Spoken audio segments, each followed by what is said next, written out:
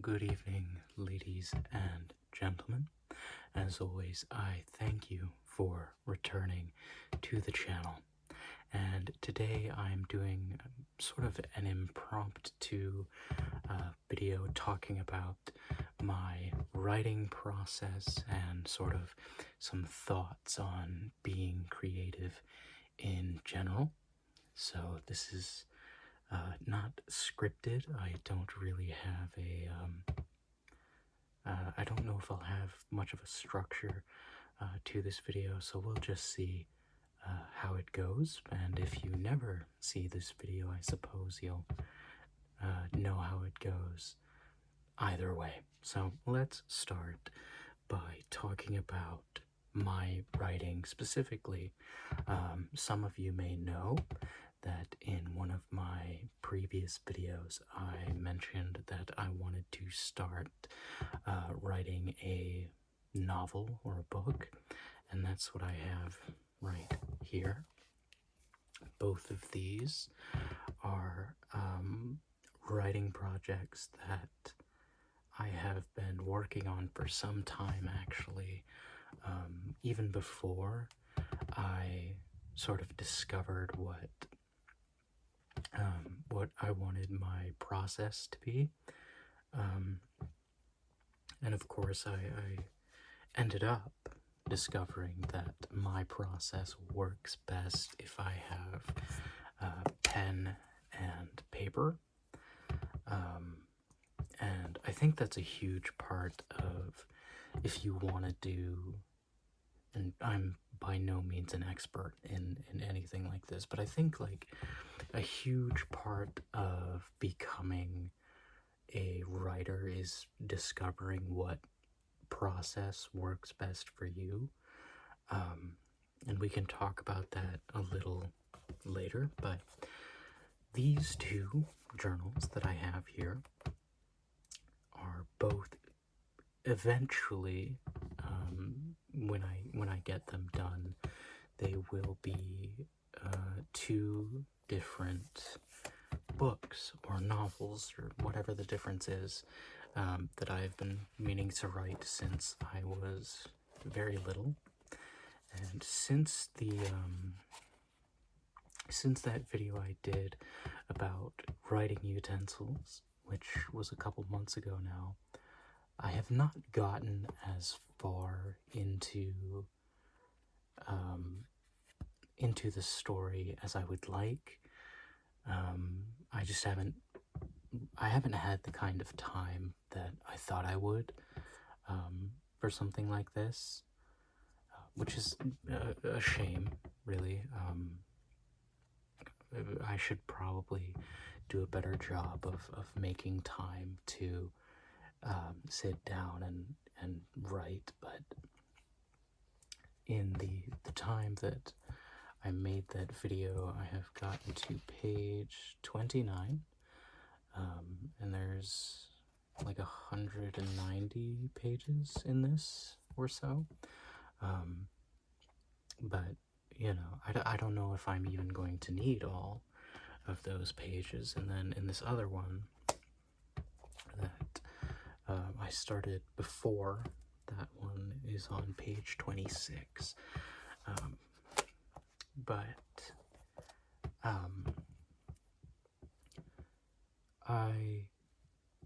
what I really need to do is genuinely just get a proper routine going so that I can hopefully finish it, because the way that I do my process, right? So I'll do, essentially these are the rough drafts or the manuscripts of what the story is, because I don't really plan my writing. I sort of just wing it,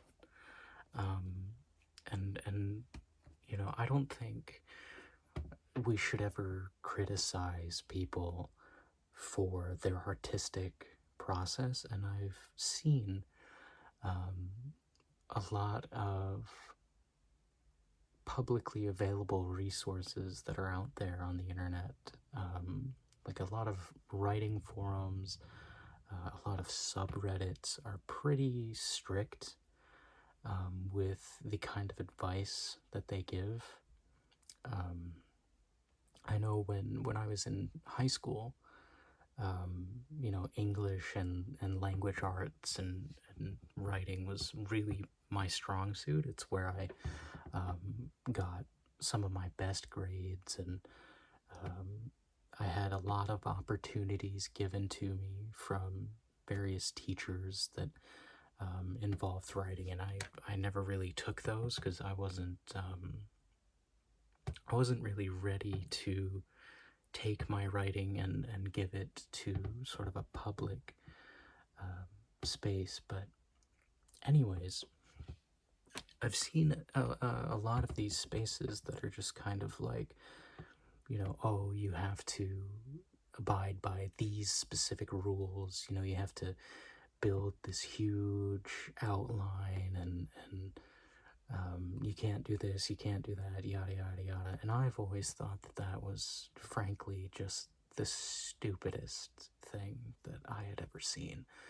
I think it is completely asinine to sort of police how people's process should look like, if that makes sense.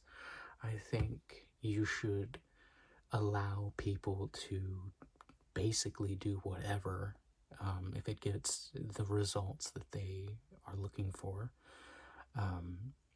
because I think policing creativity, and especially policing language, is a whole topic that I could probably write an essay about. And I have always been a big believer in I have always been a big believer in rules being stupid. I've always thought that if somebody is trying super, super hard to force you to do something a specific way, when it comes to creativity at least, I've always believed that the more someone tries to force you to do something, the more you should push back and go against whatever they're saying. And I don't know if that's something I should advocate, right? I don't know if that's a common belief when it comes to this kind of stuff. Maybe structure is better for people. Maybe rules exist for good reason, but I've always believed personally that you should break as many rules as possible and figure it out after the fact. But let's try to refocus and return to what my specific process is. So it took a lot of trial and error for me to discover that my preferred method is pen and paper, right? Because in school, when I was in 4th and 5th grade, you know, computers and iPads and stuff weren't really a huge thing yet. Schools were still mostly doing pen and paper assignments, so when I was young, that's what I grew up on, basically. And then when I got to high school, the high school I went to had everyone on computers all the time, basically. So then I had to essentially learn an entirely new system. And I was never the fastest typer in the world. And that always felt like it had slowed down what I had wanted to do with the stuff that I was writing and the assignments I was turning in, and you know,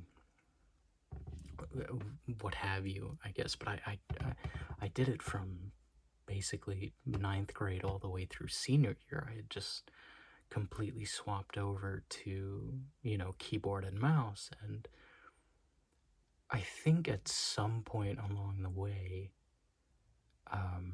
it sort of affected the quality of my work, because I think the reason I prefer the more tactile, the more physical, at least I feel it's more physical with pen and paper, is because it feels like I have more of a connection, I guess, to what I'm writing and what I'm doing. But I don't know, maybe you agree with me, maybe you don't. That's entirely up to you. But eventually, during those 4-5 years, whatever it was, I kind of lost interest in writing. And it was much harder for me to write after school in my free time like I used to, because I didn't connect as well with keyboard and mouse. And then recently, in the last 2-3 years, I had started using these more traditional, one subject college rule notebooks, just to write, various essays and whatever else is in these. I don't actually know. There's a lot of stuff in some of these that I haven't really gone through. Like this one I had in high school, and this was one of the last ones I had when I was still in school, and there's, I'm sure there's a bunch of stuff in here that doesn't really correlate to anything important. It's just notes, basically. But these right here, this blue one I know has a bunch of essays in it. I'm not going to be sharing any of my work specifically today. And then this one is, as you can see, it says film on it. This one has a bunch of scripts in it because I've talked about before, when I was in high school, I was involved in a bunch of theater programs and performing arts stuff, and I made a lot of short films in high school, so there's a bunch of scripts in here that, again, I will not be sharing, but this is almost exclusively scripts, and I still do, right now, as I'm working on some more structured content for this YouTube channel. I put them in here. So some of the stuff that is in here right now you will eventually see, but for right now that's out of the question. So, and then, because when I was growing up, when I was in high school and a young boy, I was obsessed with reading, I was obsessed with storytelling. I had so many different ideas for stories that I wanted to write myself, but being younger and being a teenager and having other priorities, I never really understood the kind of commitment that it takes to actually sit down and write a full-length book or novel. So both of these, despite not being where I'd want them to be right now, both of these journals have some of the most words I have ever written on a single project that is not, how do I describe it? For creative writing, I guess, that's not assigned to me, I suppose is the way to do it, but both of these stories that are in these two are stories that I have had in the back of my head since I was maybe 11 or 12 years old. So that's pretty exciting. And hopefully the day will come, right? Hopefully the day will come that I am able to perhaps get these published and share them with the world. But that is, as of now, still a pipe dream. But the next step of my specific process, once I have the rough draft written down in any type of journal or paper, I will then move that to the computer. And this isn't, you know, my actual computer. This is just this is essentially my old school laptop. I had this for many years. I don't really use it anymore. It's all dusty and whatnot. It's mostly here for show. But I will take what I have put in this, and then I will type it up on the computer. But as I'm typing it on the computer, I will be rereading it at the same time and making adjustments and edits, you know, grammar mistakes as I am transferring from here to here. And then essentially this would be my second draft. So once I have my second draft, which should hopefully, if I've done everything right, should be an improvement from the first draft, obviously, from the manuscript. And then when I have my second draft, what I will do is I will print off the second draft, and then I will have a physical copy of what I've been writing. And then when I have that physical copy of the second draft, I will go in with a red editing pen. Of course, this is all double-spaced, like they teach you in the American education system. So these are a couple of essays. There's not many in this folder specifically, but in here are a couple of my essays that I have not gotten to yet. The other folder that is much thicker has my completed essays in it, but essentially, I have the second drafts in here. I go in with an editing pen, and then I will take any final edits from here, and then I will put them back on the computer, and then that is when I will call a project complete.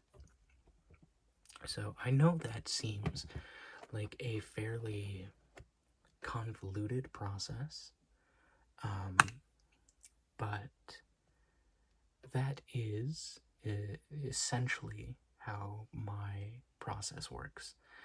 And obviously everybody's process for stuff like this is going to be different.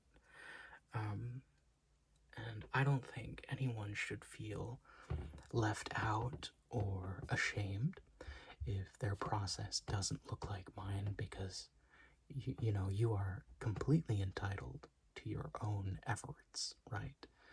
So, you know, maybe you're capable of just flying right through a project on the computer and being okay with it and ready to do whatever you're going to do with it. But that has never been me. I need to be very thorough in my writing. I have always been very much a perfectionist in my writing. I don't know how that developed. Part of me wishes that didn't develop, right? Part of me wishes I could be a little less critical of my own work. But I feel like And of course, if you are of the creative mindset, please do let me know in the comments. I feel like it sort of comes with the territory, right, of being an artist and, being creative, that you're always going to be your worst critic. And I think that leads, people, people like me who are creatively inclined. I believe that's what leads us to sort of self-destruct sometimes, and I think that's how things like writer's block can happen. And I think the best way, honestly, that I've discovered, at least, to combat some sort of creative lockout in, writing or art or whatever it might be, is to explore another avenue of creativity, right? So if you have writer's block like I get sometimes, maybe you start learning another discipline like painting, for instance, or sculpturing. And you don't have to, necessarily do it. You don't have to, go out and buy a whole bunch of new art supplies, but just learning about other disciplines can, for me at least, can really sort of reinvigorate those creative muscles and make you look at your work in a different light. So that I think is for me, it's very helpful. I don't know if that would be anything that could ever help you, but I hope it can, at least, right? I hope that in some way this video has value to anyone out there who may be of the creative mindset. And I think that anyone can really pick up art and just go wild with it, especially because I don't believe there should be rules, right? I think anyone putting rules on creative self-expression is no one that you ever need to listen to, is probably no one that you should take seriously. And some people may call me blasphemous for that, I understand. But I don't think you need to listen to anybody who polices art. But yeah, and another thing that I want to say specifically is, especially when it relates to sort of my background in filmmaking, for as long as I did it, I have held the belief for a very long time that everybody should make at least one film in their life. I think everybody should do it, especially nowadays with equipment and like the barrier for entry in the world of filmmaking right now has never been lower. Everybody's got a cell phone. Well, I shouldn't say everybody, obviously, but you know what I mean. Cell phones are all over the place. There are fantastic softwares out there for editing, sound mixing, all of that stuff. And there are some of those that are completely free. I won't get into all of that today, but I have held the belief for so incredibly long that everybody out there should just make a film. It doesn't have to be a feature, right? It doesn't have to be 90 minutes. It can, obviously. I'm not here to tell you what to do.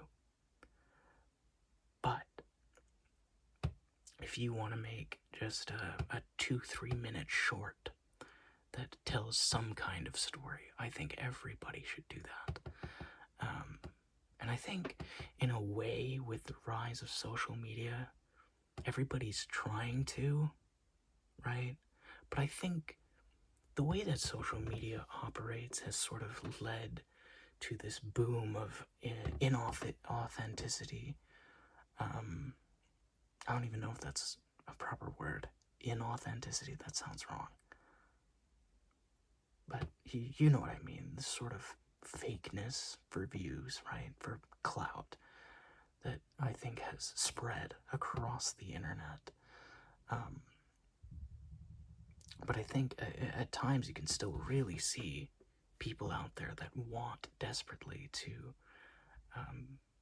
get to these heights of what's possible by being artists and telling stories and all of this stuff. And that's why a lot of the content creators I pay attention to these days are the video essayists. I love a lot of what's going on over there in that community. And I know it's kind of a meme that there's like a 4-hour video essay on pretty much anything, but I love that about the internet. I think that's incredible. But yeah, I hope I have done something here in trying to explain all this. And I think I'm going to call it here. For now, at least. If you have any questions about writing or filmmaking or just being creative in general, put them in the comments below, and I would love to bring a video like this back and have just a discussion about creativity, about art, all that kind of thing. So I want to thank you all very much for watching. I will speak with you all again soon, and goodbye.